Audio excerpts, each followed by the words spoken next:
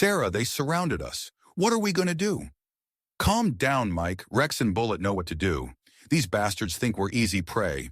But there are 10 of them, and we have what they will never have: honor and loyalty. These dogs have been through hell in Afghanistan with me. They won't let us down. The sound of breaking glass. Sarah, they broke the window. Rex, Bullet, protect! Furious barking and shouting. Oh God, what are they doing? The most interesting part is yet to come. Stay with us to find out how it all ended. In the meantime, like and subscribe to the channel so you don't miss out. The sun was slowly setting over the endless expanses of Texas, turning the sky into a canvas of bright red, orange, and golden stripes. The air shimmered from the heat. The temperature still held at 42 degrees Celsius, despite the day drawing to a close. The asphalt of Interstate 10 radiated warmth, creating a mirage in the distance where the roads seemed to dissolve into the sky. An 18-wheeler Peterbilt 479 sped down this desolate highway, leaving behind a long cloud of dust and exhaust fumes. The mighty Caterpillar C-15 diesel engine hummed steadily under the hood, devouring mile after mile of endless American road. Behind the wheel of this steel giant sat 34-year-old Sarah Mitchell, a woman with short chestnut hair, a sun-kissed face, and steel-colored eyes that told a story full of pain, loss, and unyielding will. Sarah was not an ordinary truck driver. She had 8 years of service in the U.S. Army, including 4 deployments to Afghanistan as a K-9 service sergeant. She had gone through the hell of war, seen the death of comrades, smelled gunpowder and blood, heard the whistling of bullets overhead. But the most terrible betrayal awaited her not on the battlefield, but in military offices, where people in clean uniforms traded soldiers' lives for money. 3 years ago, Sarah left the Army under circumstances officially termed early discharge for family reasons. In reality, she had deserted, stealing military transport, and saving 2 combat dogs from euthanasia, who had become her family. Now she made a living as an independent truck driver, specializing in particularly important and dangerous cargo. In the spacious cabin of the truck, specially modified for transporting service animals, lay 2 massive German shepherds, Rex and Bullet. That was the name of these 4-legged war veterans. They rested on special orthopedic mats, their powerful bodies relaxed, but their ears were constantly moving, picking up every sound from the road. Rex was the older of the 2, an 8-year-old male weighing 87 pounds with a noble face and intelligent brown eyes. A distinctive scar ran through his left eye, a mark from a shrapnel of an improvised explosive device that he detected just moments before detonation, saving the lives of an entire platoon of Marines. This scar was not just a mark, it was a medal of bravery etched into living flesh. Rex's service collar boasted real military awards: the Dickin Medal, the highest honor for animals for bravery in combat, the insignia of U.S. military working dogs, the Medal for Meritorious Service, and a special badge of the K-9 Corps. Each of these awards was paid for with blood and sweat. Each told a story of lives saved. Bullet was younger, a 5-year-old male, leaner and more energetic. His story was particularly tragic. As a puppy, he was found by Sarah in a destroyed Afghan village of Kajaki, dying next to the body of his mother, who had been shot by a Taliban sniper. Sarah nursed him back to health, feeding him baby food that she begged from military medics. Bullet became not just a dog, he was her child, raised from the first days of life. Despite his tragic beginning, Bullet grew into an exceptional combat dog. His hearing was so acute that he could hear the sound of a cocked weapon from 200 yards away. His sense of smell allowed him to find hidden explosives buried up to 8 feet deep. During his service, he discovered 23 homemade bombs and saved the lives of 31 American soldiers. Both dogs went through the nightmare of the Afghan war. They participated in hundreds of combat operations, from patrolling the Hindu Kush Mountains to storming fortified Taliban positions in the Helmand Valley. They witnessed death, sensed the smell of fear, and understood the value of every saved life. But the war ended for them not with a heroic return home, but with a bureaucratic nightmare. During the withdrawal of American troops from Afghanistan, military command decided to reduce costs for the transportation of animals. Many combat dogs who had faithfully served the American Army were to be handed over to Afghan security forces or euthanized due to quarantine issues. The reason was simple and cynical. Their transportation to the U.S. would cost millions of dollars, which was deemed economically unfeasible. Sarah could not allow this.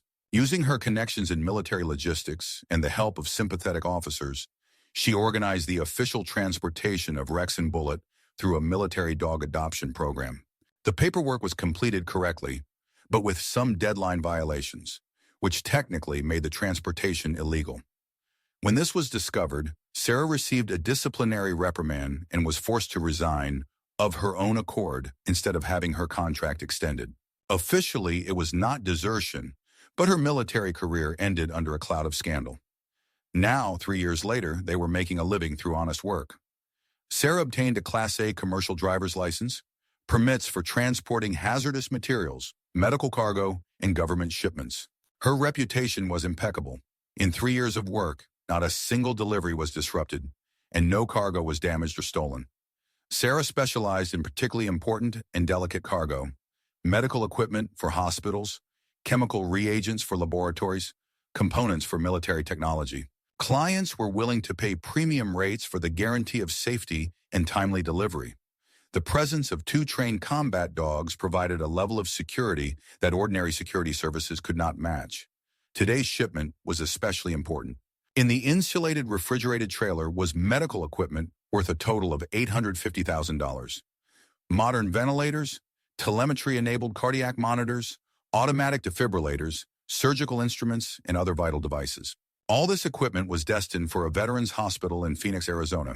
In the intensive care unit of that hospital lay 12 severely wounded soldiers, recently evacuated from Syria after a suicide truck bombing near an American base.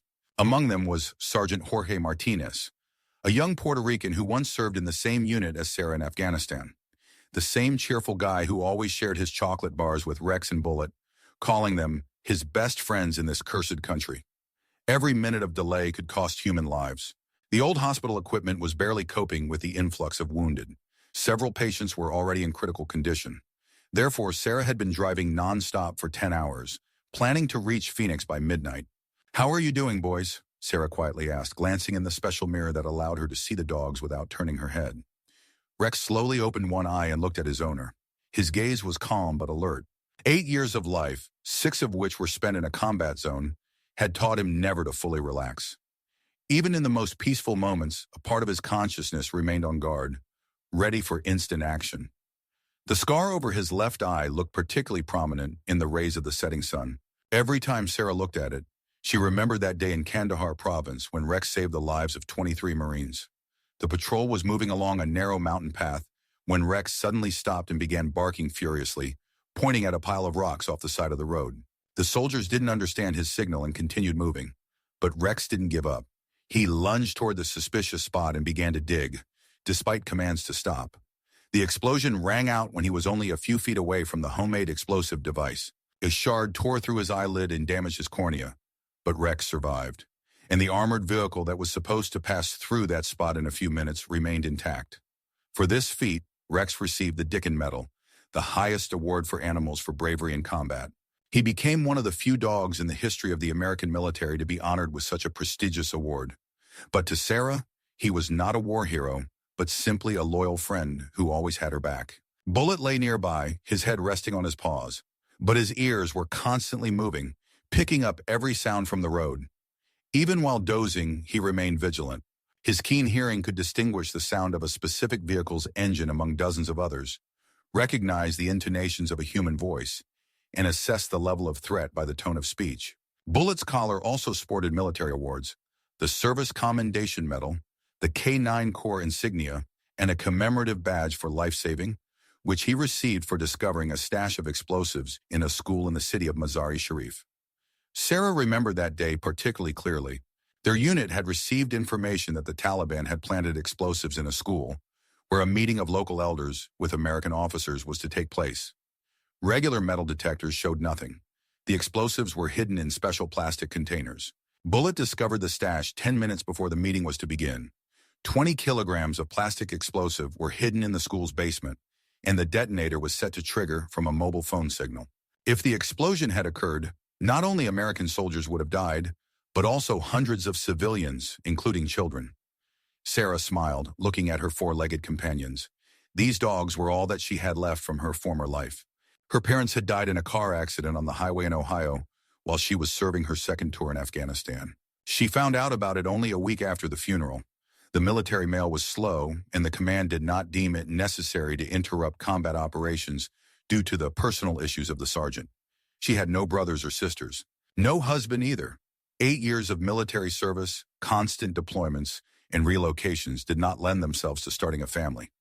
A few romances ended before they even began. Men couldn't handle her character, hardened by military discipline, or simply couldn't understand why dogs were more important to her than people.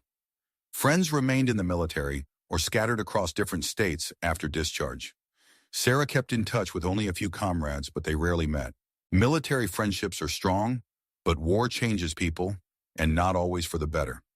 Some fell into alcoholism, some joined private military companies, some simply couldn't adapt to civilian life. Only Rex and Bullet were always with her, in joy and in sorrow, in moments of triumph and despair.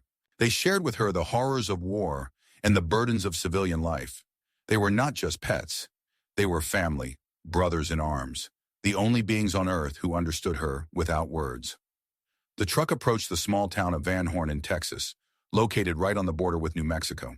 Ahead, the first lights appeared, several roadside gas stations, a couple of motels and diners for truck drivers. It was the perfect place for a quick stop, to refuel, stretch the legs, let the dogs relieve themselves, and drink some water. "Well, it's time for a break," Sarah said, turning on the blinker. The Quick Jack gas station was typical for these places. A large paved area, several pumps for cars, 2 special pumps for trucks with high-octane diesel fuel. Bright neon signs advertised coffee, hot dogs, and the best hamburgers in Texas.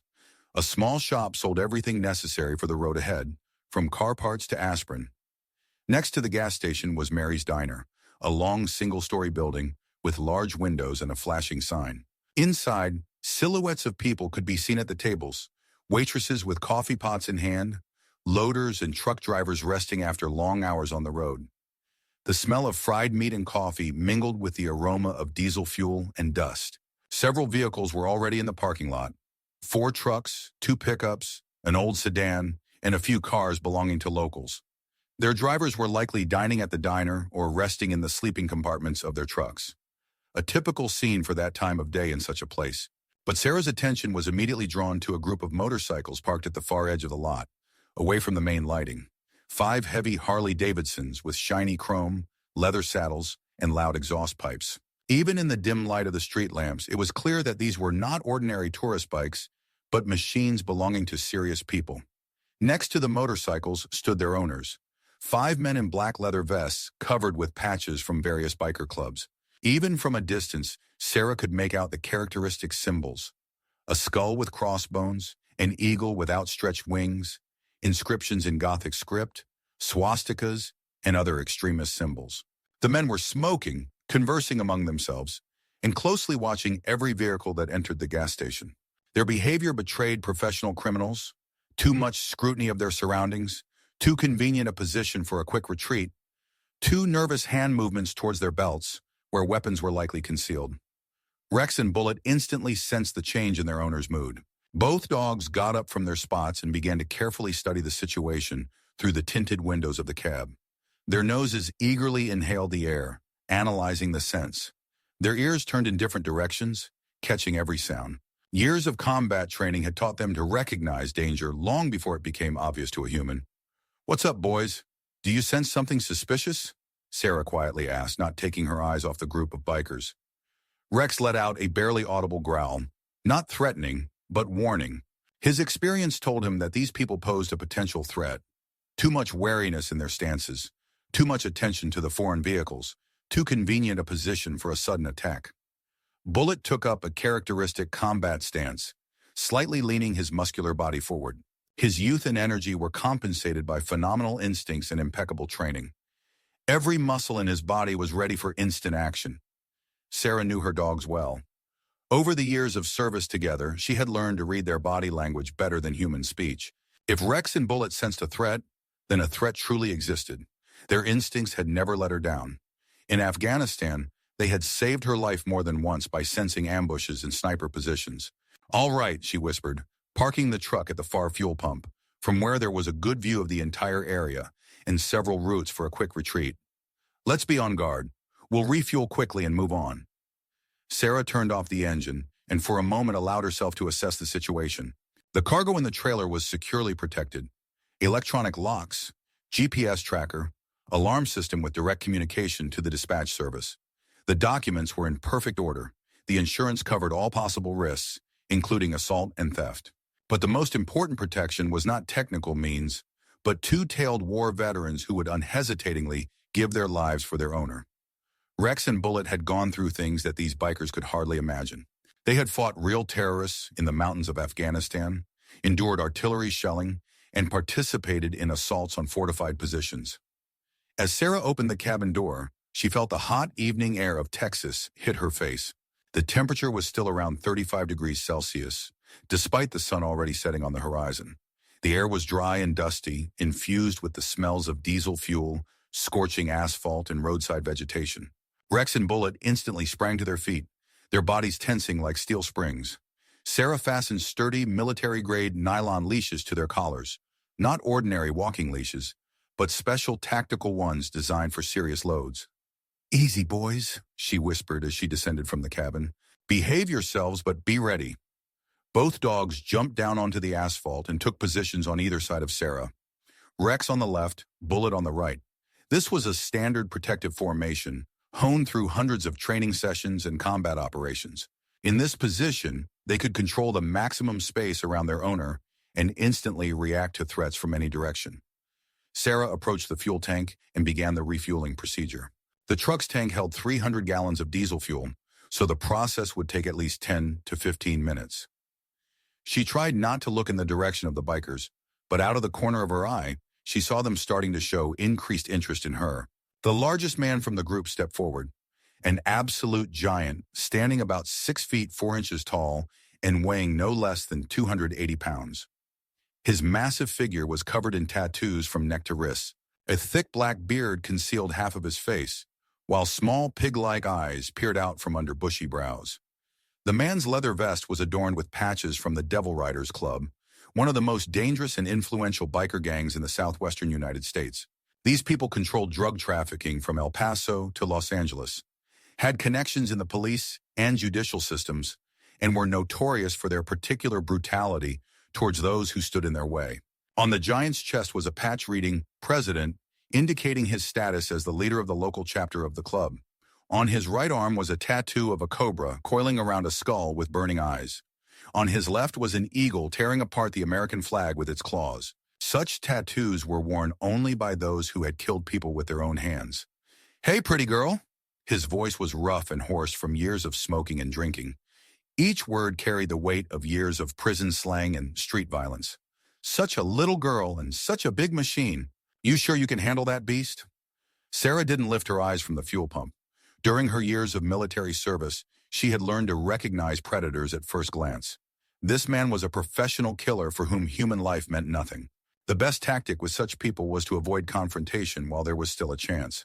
"I'm handling it just fine. Thanks for your concern," she replied in a calm, neutral tone. "I'm Jake." The man stepped closer, invading her personal space. "Jake Rodriguez. You might have heard of me. I'm something of a local celebrity around these parts." The name was indeed familiar. Jake Iron Rodriguez had appeared in crime reports for over 20 years. Murders, drug trafficking, extortion, corruption of public officials. This was far from a complete list of his achievements. He had been arrested several times, but each time he got out thanks to good lawyers and bribed witnesses. "What's your name, sweetheart?" Jake continued, not receiving a response to his introduction. "It doesn't matter," Sarah replied curtly, continuing to fill up the tank. The other members of his gang appeared behind Jake. Sarah quickly assessed each of them, a skill honed over years of service in combat zones, where the ability to accurately evaluate an opponent often meant the difference between life and death. The second was significantly younger than Jake, around 30, thin, with the nervous movements of a drug addict. A snake was tattooed around his neck, a symbol that he was ready to die for his gang. His hands were covered in prison tattoos, and instability was evident in his eyes, the mark of someone who used hard drugs. The third was the complete opposite, a stocky Mexican in his 40s with golden teeth and a long scar running across his left cheek. This scar could only have come from a knife fight, and its owner clearly emerged victorious. The Mexican's movements were confident and calculated. He was a professional killer. The fourth and fifth looked like typical middle-aged bikers, beer bellies, graying beards, arms covered in tattoos from wrists to shoulders. But their eyes revealed a long prison experience and a readiness for violence. These were people for whom beating or killing someone was a regular affair. "What are those dogs of yours?" Jake nodded towards Rex and Bullet. "Cute pups. I bet they guard your cargo well." At the mention of the dogs, a predatory note crept into Jake's voice. Sarah realized he was already sizing up potential prey and calculating ways to obtain it. Such people saw either a victim or an obstacle in every passerby on their path to profit. Rex let out a low warning growl, his muscles tensing beneath his dark fur. The scar across his left eye looked particularly sinister in the glow of the gas station's neon signs. This dog had fought real enemies of America in the mountains of Afghanistan and had no intention of backing down before local thugs.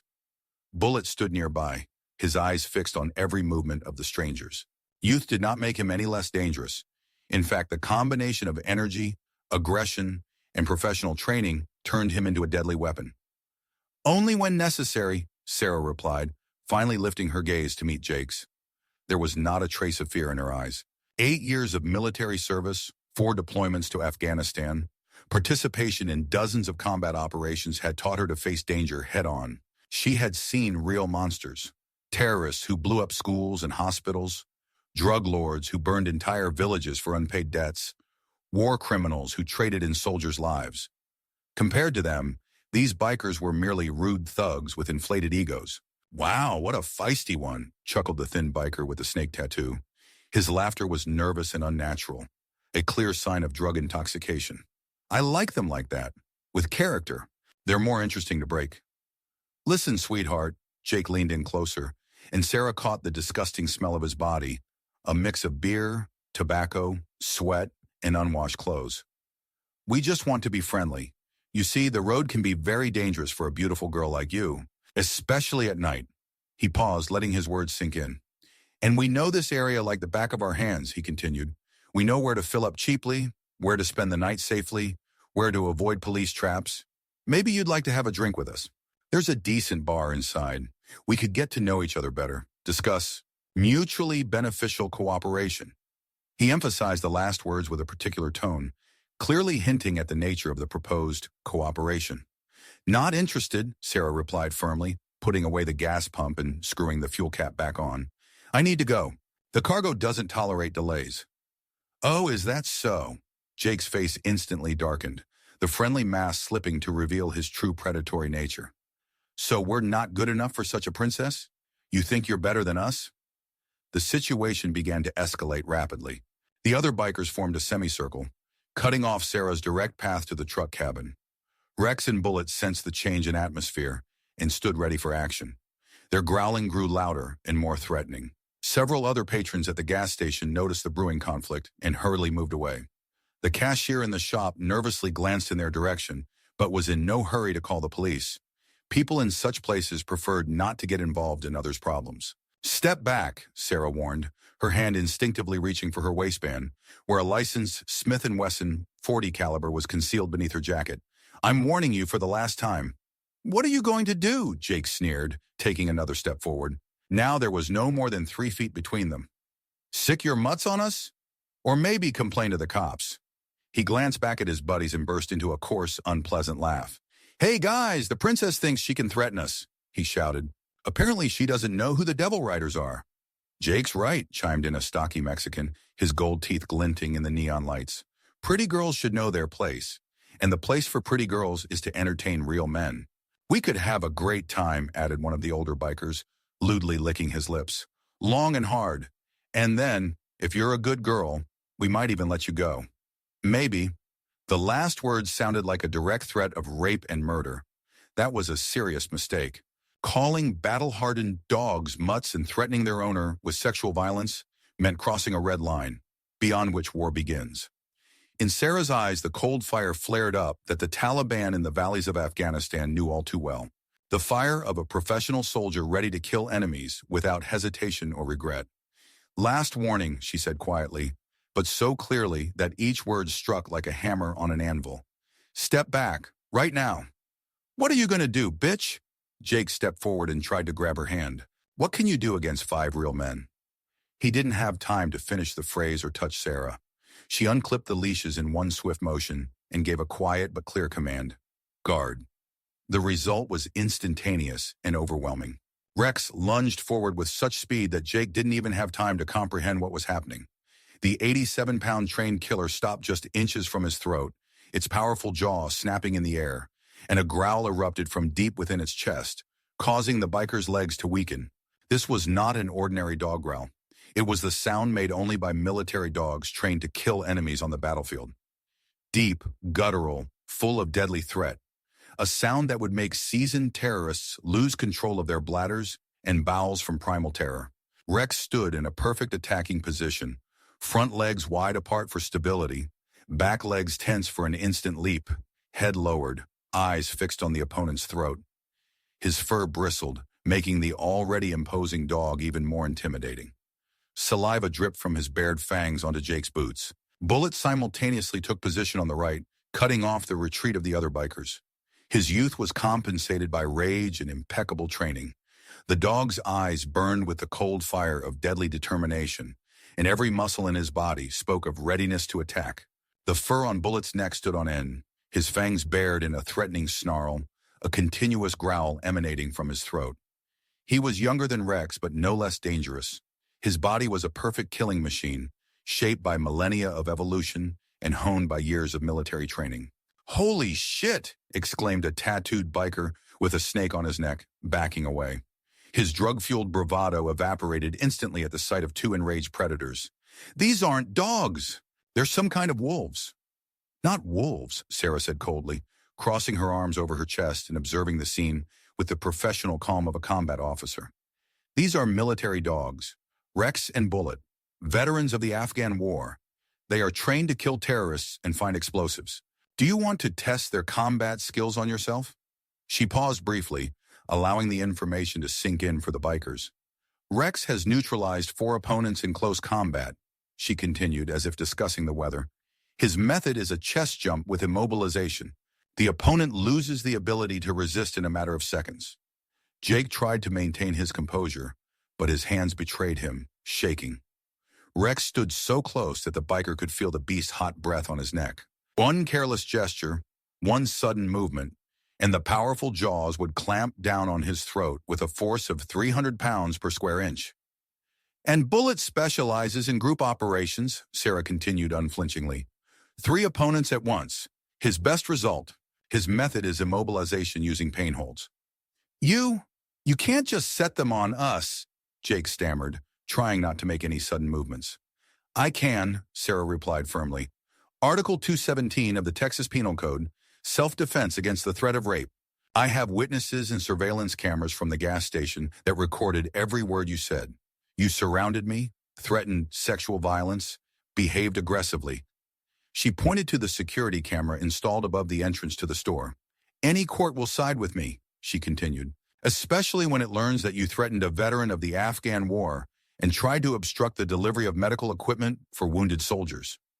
Sarah paused again, relishing the confusion on the bikers' faces. "Moreover," she added, "these dogs have special federal status. They are officially recognized as war heroes and are protected under the veterans' law. An attack on them is equivalent to an attack on active military personnel. This is a federal crime, gentlemen. From 15 to 25 years in a maximum security prison." Rex stepped forward, and Jake involuntarily jumped back, nearly falling. The scar over the dog's eye, illuminated by the neon lights of the gas station, looked particularly sinister. This scar was a reminder that Rex had already fought real enemies and had always won.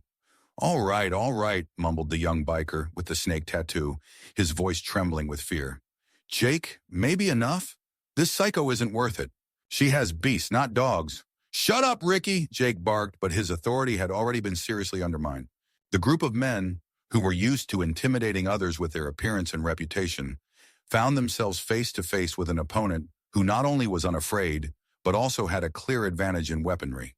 The stocky Mexican nervously felt the knife at his waist, but understood the futility of cold steel against 2 enraged dogs.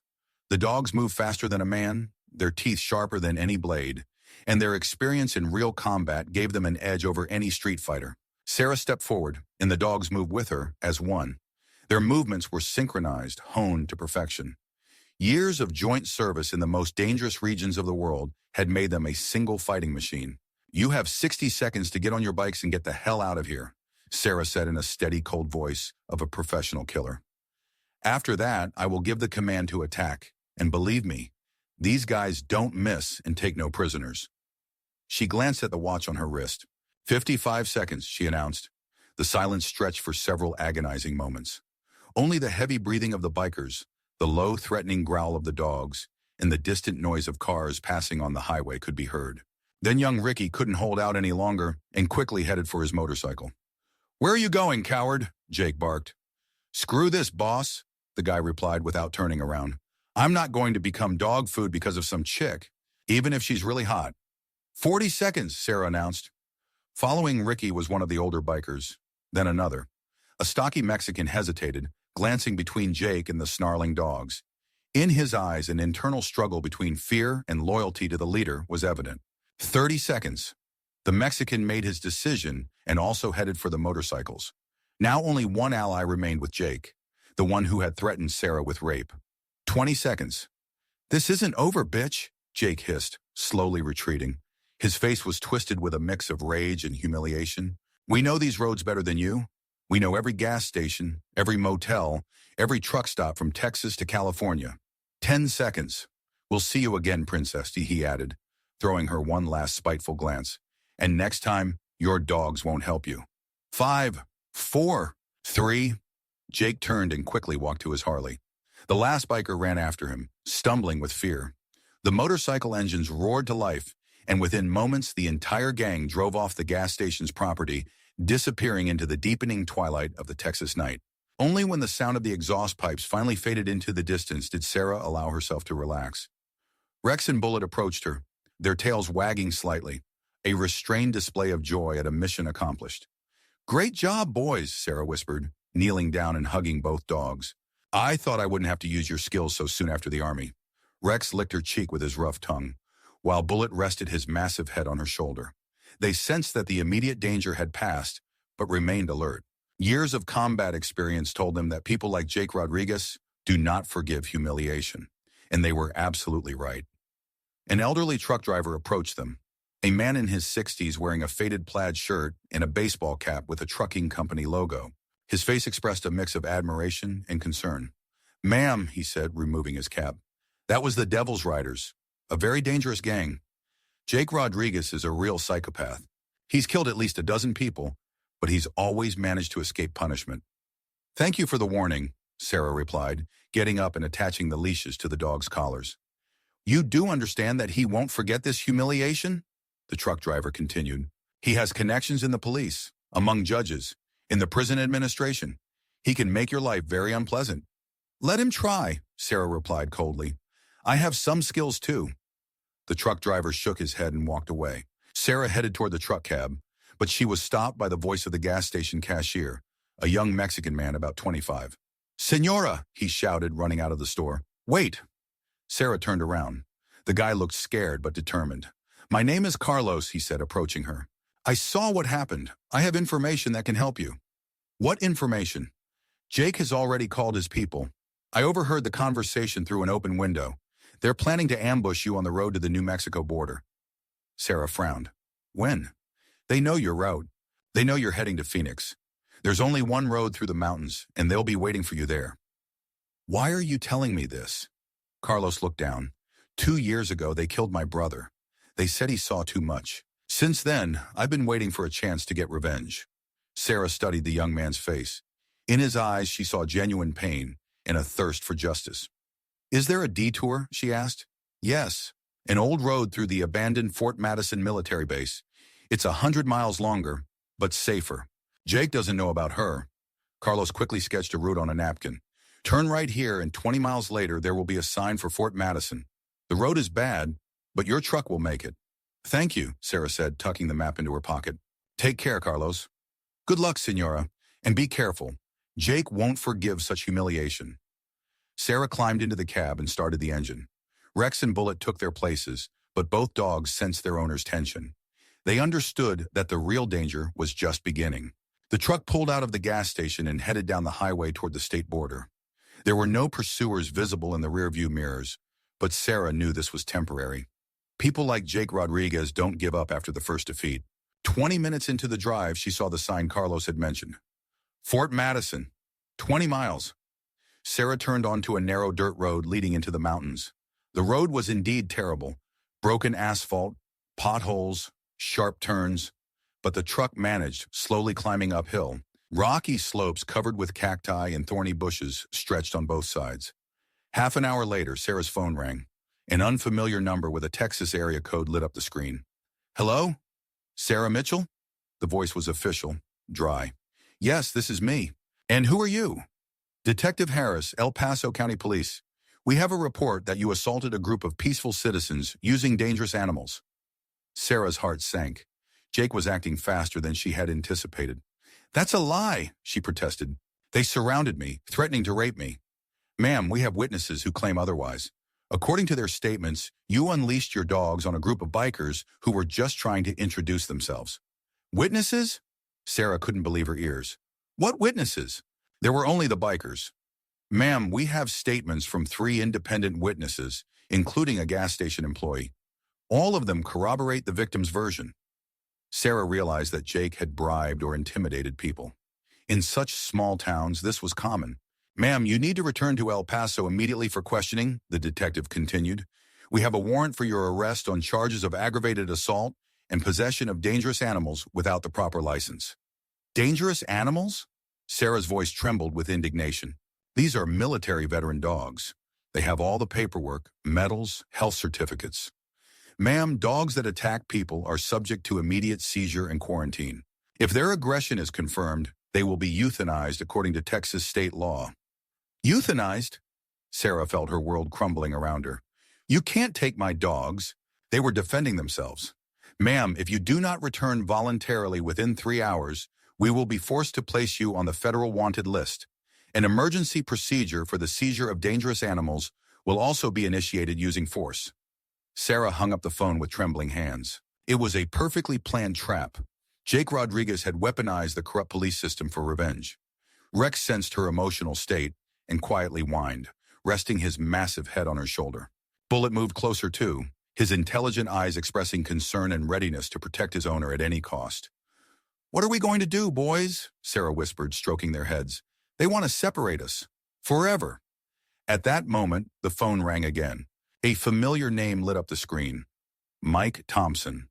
An old Army friend, a sergeant first class with whom she had served in Helmand Province. Mike was one of the few who knew the true story of Rex and Bullet, who understood what these dogs meant to Sarah.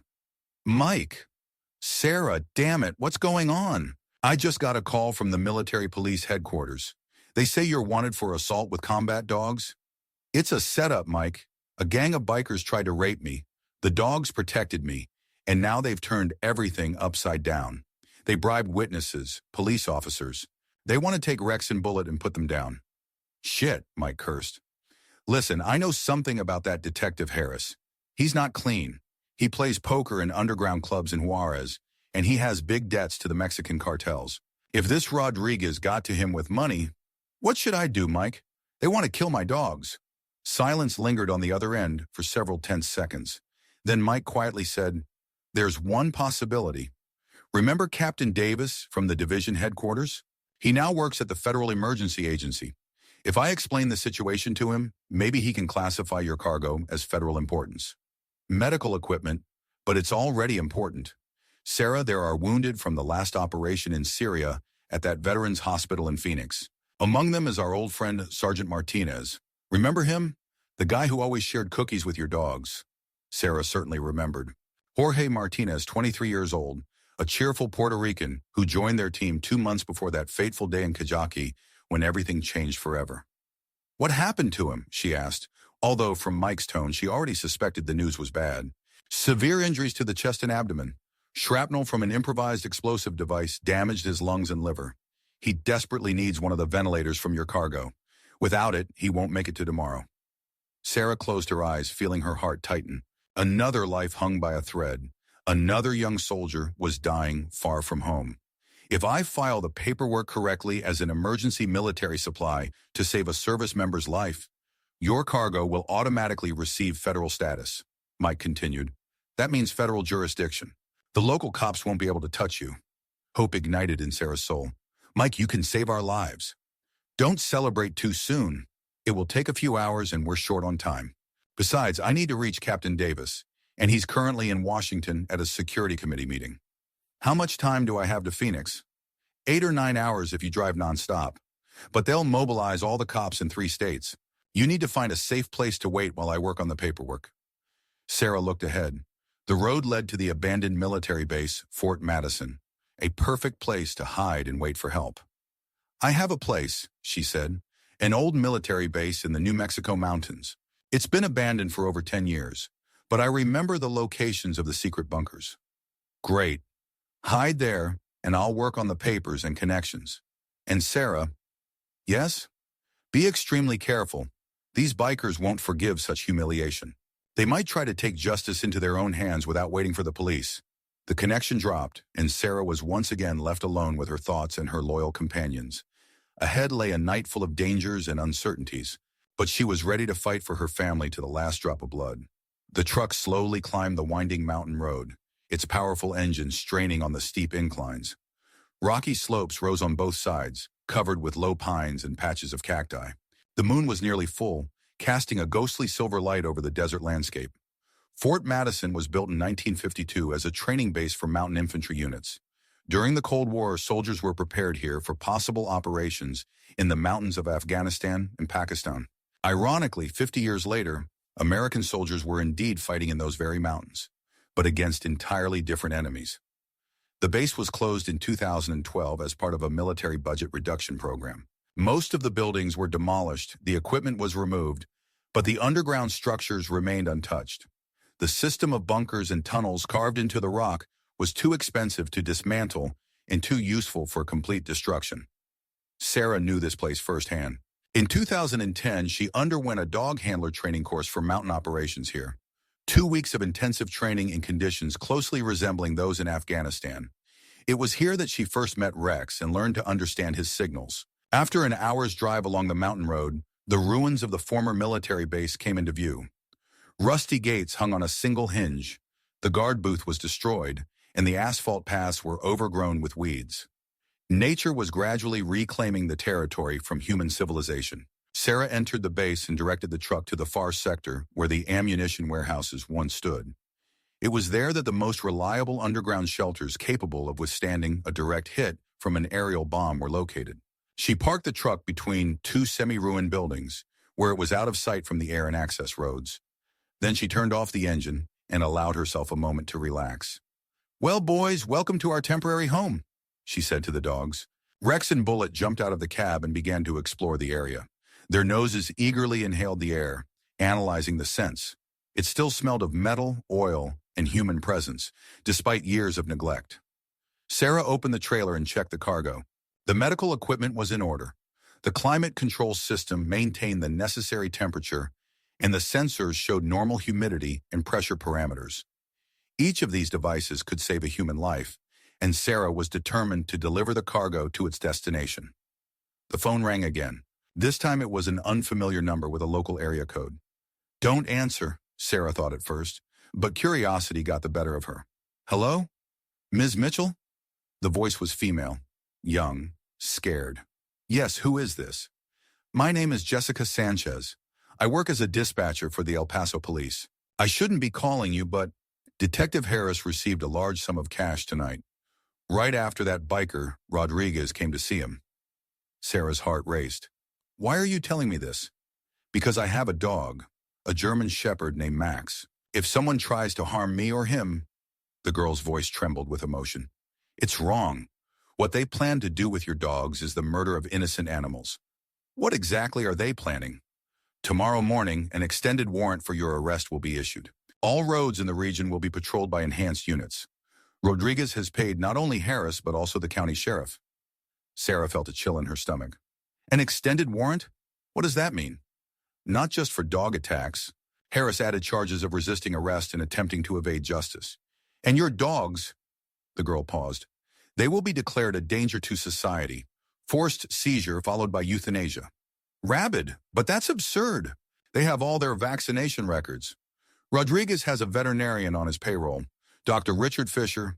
He will sign any documents for the right price. He has already signed a statement that your dogs showed signs of hydrophobia and aggression. Hydrophobia? Sarah couldn't believe what she was hearing. Rex and Bullet love water. They swim in every body of water they see. Ms. Mitchell, you need to disappear. Forever. Or what? Or by tomorrow evening, your dogs will be dead, and you will spend the rest of your life in federal prison? The connection was lost, leaving Sarah in shock. The situation was far worse than she had anticipated. This was not just revenge from an angry biker. It was a carefully planned extermination using a corrupt legal system. Rex approached her and quietly whined, sensing his owner's emotional state. His intelligent brown eyes looked at her with such trust and love that Sarah's breath caught in her throat. This dog had saved her life in Afghanistan at least 10 times. He pulled her from under artillery fire when she was wounded by shrapnel in the leg. He found 17 improvised explosive devices that could have killed her entire team. He stayed with her in a destroyed bunker for 5 days without water or food when they were cut off from the main forces by the Taliban. And Bullet was her child in the most literal sense of the word. She had raised him from the first days of his life when he was a helpless puppy who had lost his mother. She bottle-fed him, taught him to walk, hunt, and fight. He trusted her more than himself, ready to die at her first word. "No one will harm you," she whispered, tightly hugging both dogs. "I swear to you on my life, no one will ever hurt you." But even as she spoke those words, she understood that against an entire system, 3 fugitives could do little. A plan was needed, help was needed, time was needed. Sarah retrieved the emergency backpack from the cabin, a standard survival kit that she always carried with her. Military rations, medications, tools, a portable radio, night vision goggles, a bulletproof vest, and enough ammunition for a serious shootout. She also took a special bag with dog gear, tactical vests for Rex and Bullet, protecting against knife wounds and small caliber bullets, a portable water bowl, concentrated food, and a first aid kit for animals. "Let's go, boys," she said, putting the dogs in their combat gear. "I'll show you our shelter." The entrance to the underground bunker was 100 yards from the truck parking area, disguised as an ordinary manhole cover. Sarah remembered the access code. It was changed every month during her service, but after the base was closed, the system was shut down, and the cover opened with a regular key. The descent led to a spacious underground room carved into the rock. The walls were lined with concrete, and the ceiling was reinforced with steel beams.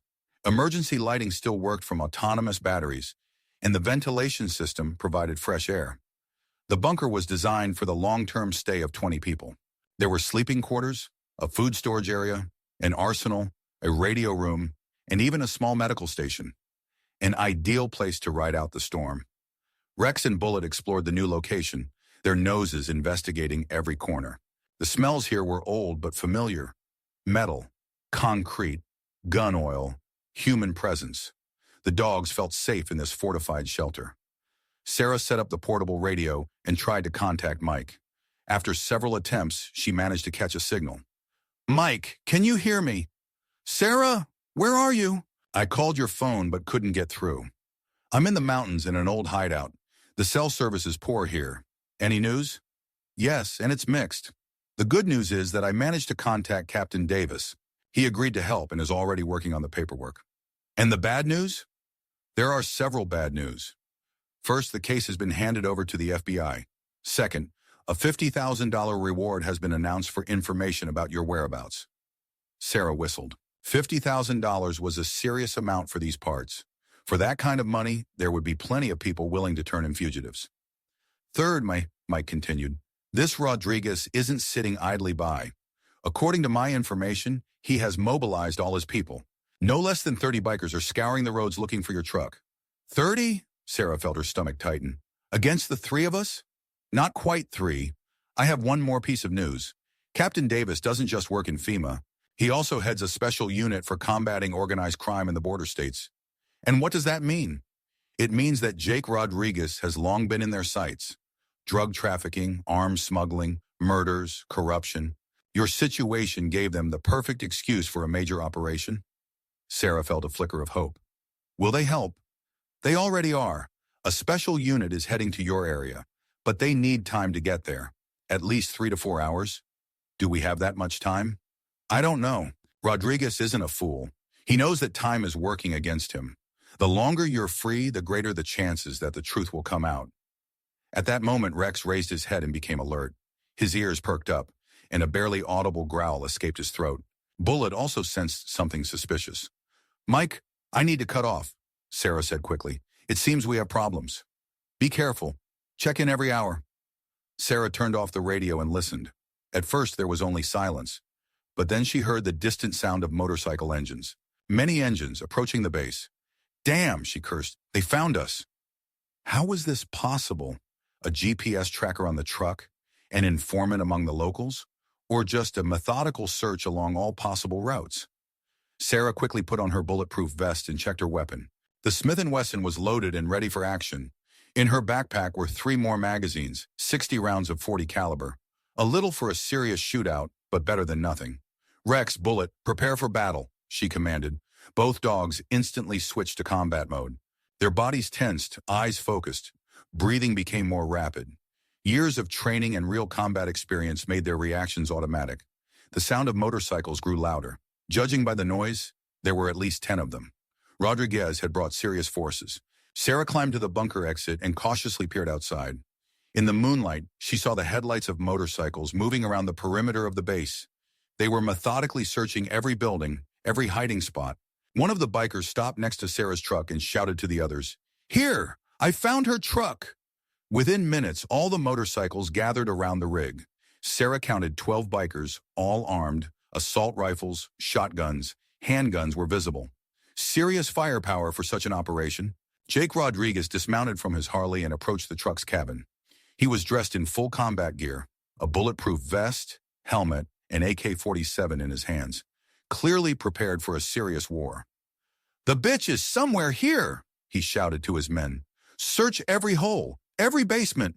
I don't need her alive, but I want the dogs intact." "Why do you want the dogs, boss?" one of the bikers asked. "I'll set up dog fights. People will pay good money to watch military dogs fight pit bulls. And when they stop being profitable, I'll feed them alive to crocodiles." Sarah clenched her teeth in rage. This scoundrel wanted not just to kill her, he planned to turn Rex and Bullet into entertainment for sadists. "Never," she whispered. "We'd rather all die here." The bikers began a systematic search. They were combing through the ruins of buildings, peering into every hole, flipping over debris. Gradually, they were approaching the concealed entrance to the bunker. Sarah had 2 options.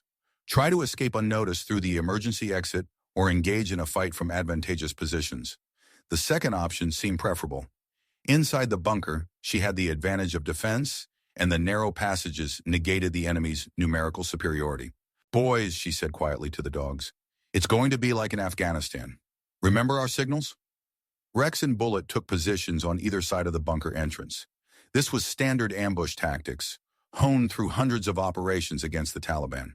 One of the bikers approached quite close to the concealed hatch.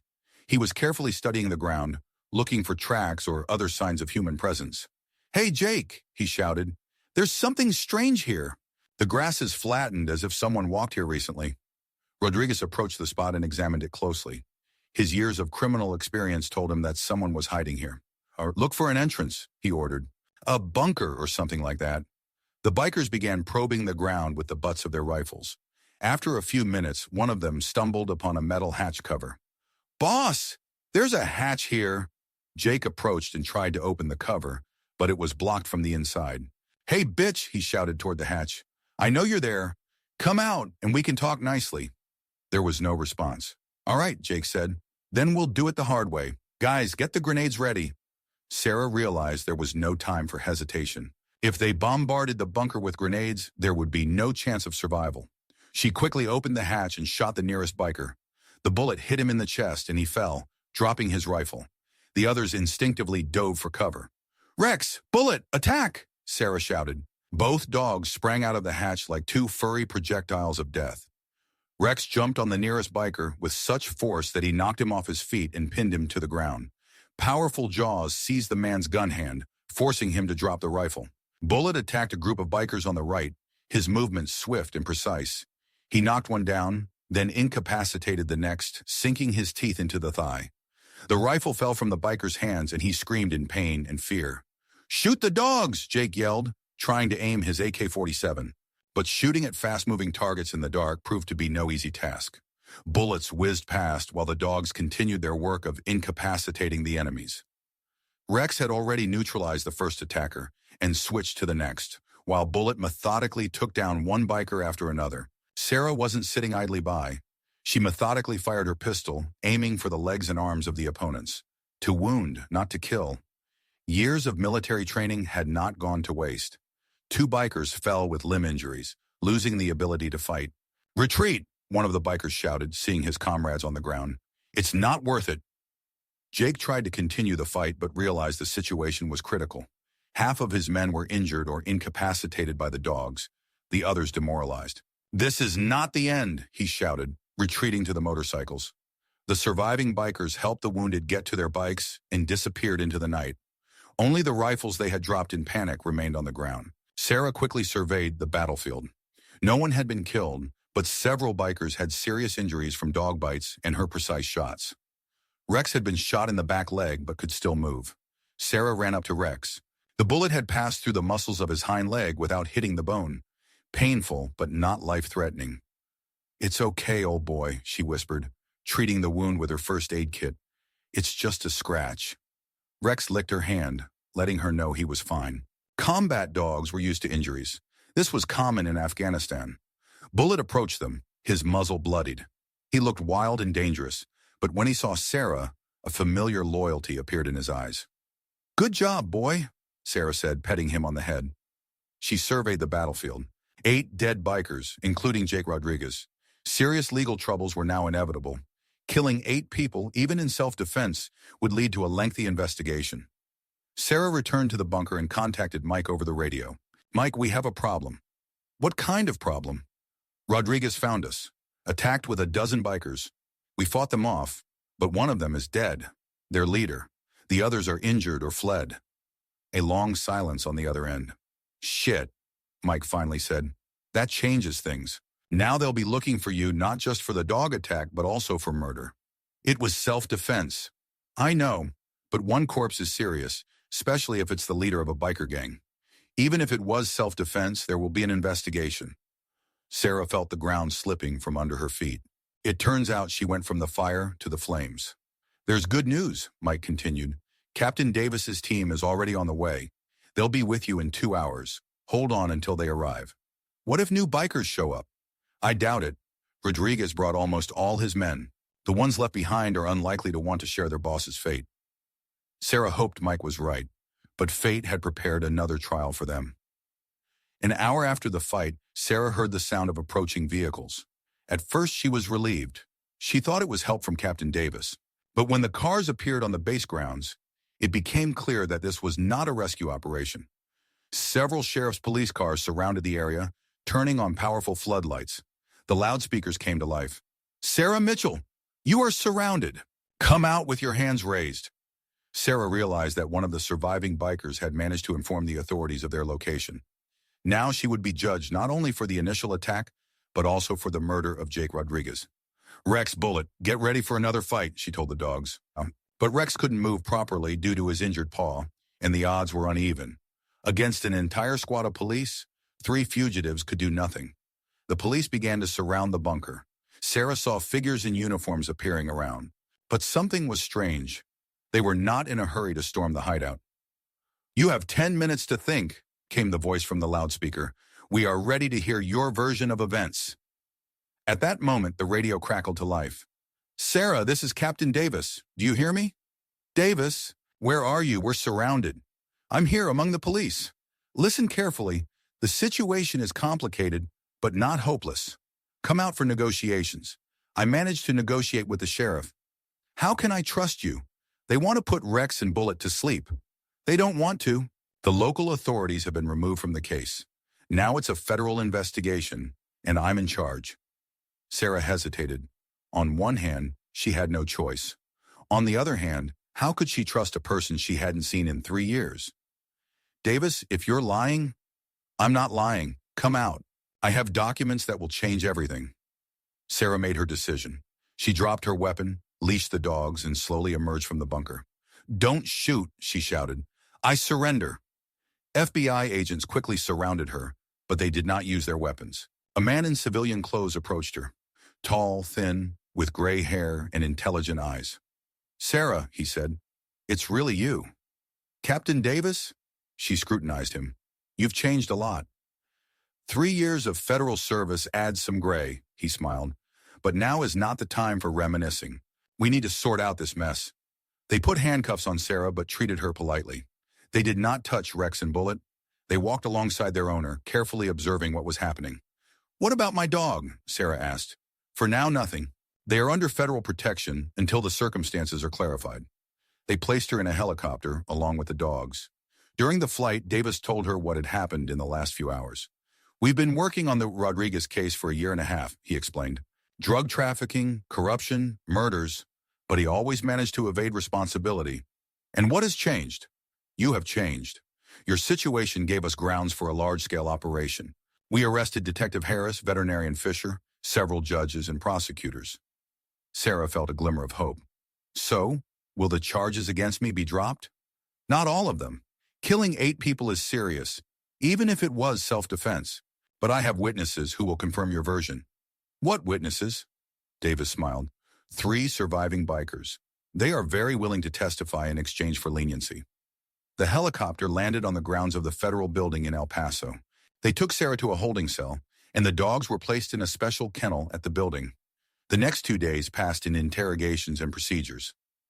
Sarah recounted her version of events over and over again. The attorney appointed to her by the state turned out to be competent and eager to help. On the 3rd day, Davis came to her with unexpected news.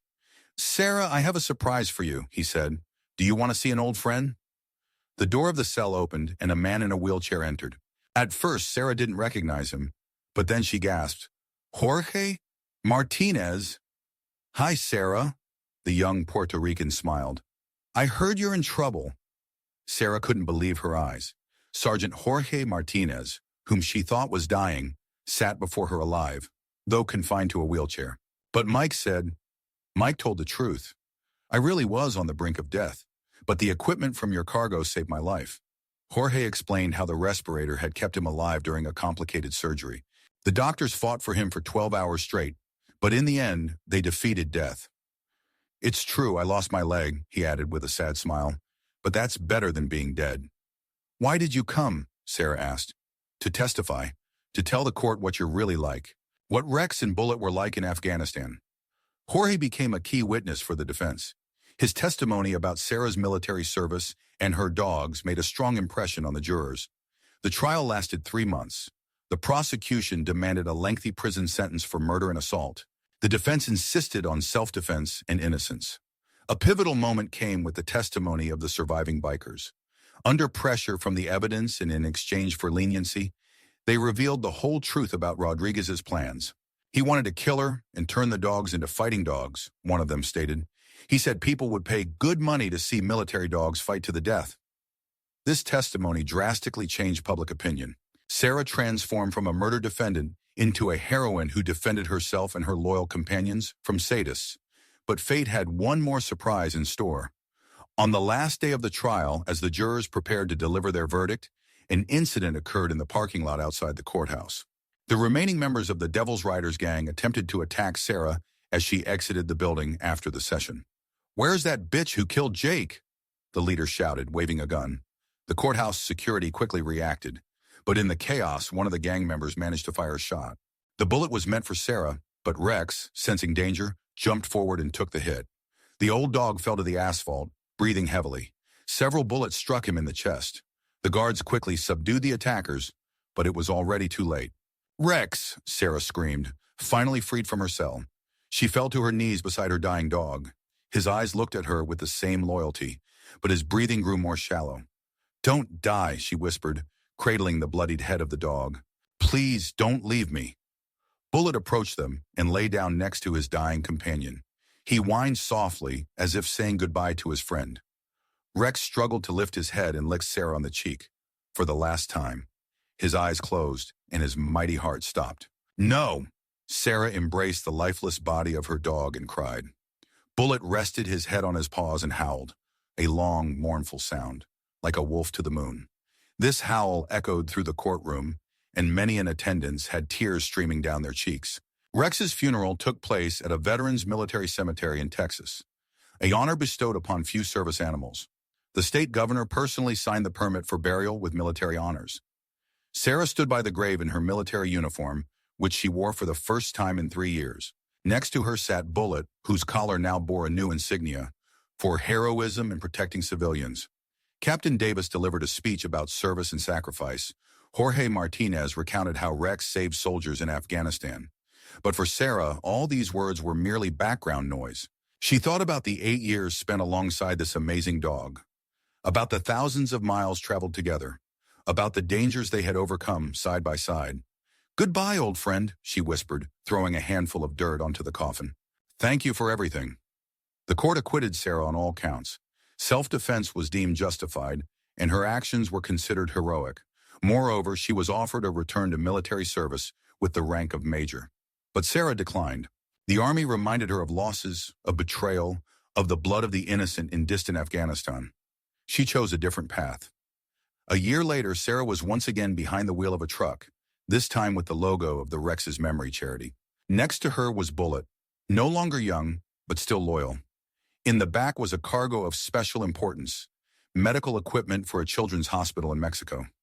The money for its purchase had been raised by veterans across America, who had learned the story of Sarah and her dogs.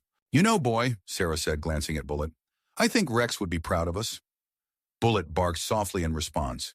In his eyes was the sadness for a departed friend, but also the determination to continue serving. On the dashboard lay a small urn with Rex's ashes. Sarah carried it with her on every trip.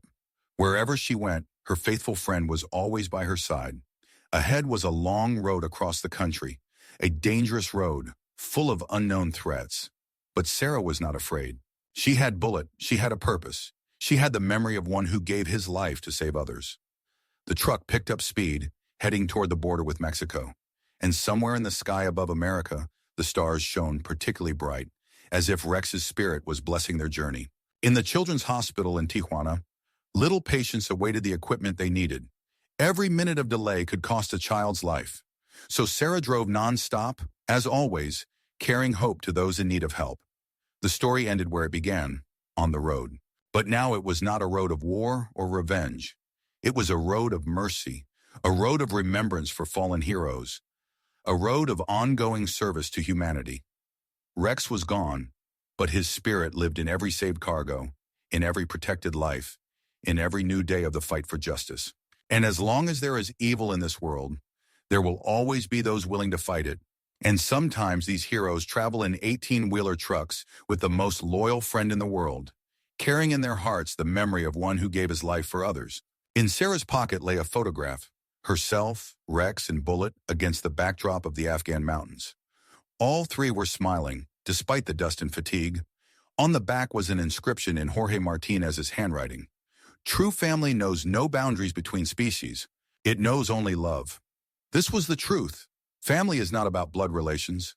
Family is about the willingness to die for one another. And in this sense, Sarah, Rex, and Bullet had always been and would always remain a true family. The road stretched ahead, promising new adventures and new challenges.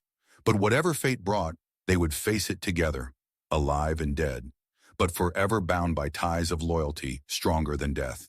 Somewhere in the sky above the Texas desert, a particularly bright star flared up, as if Rex was signaling to them, I am with you, always. And the truck disappeared into the night, carrying the last two members of the legendary team toward new feats in the name of those who could no longer fight for themselves.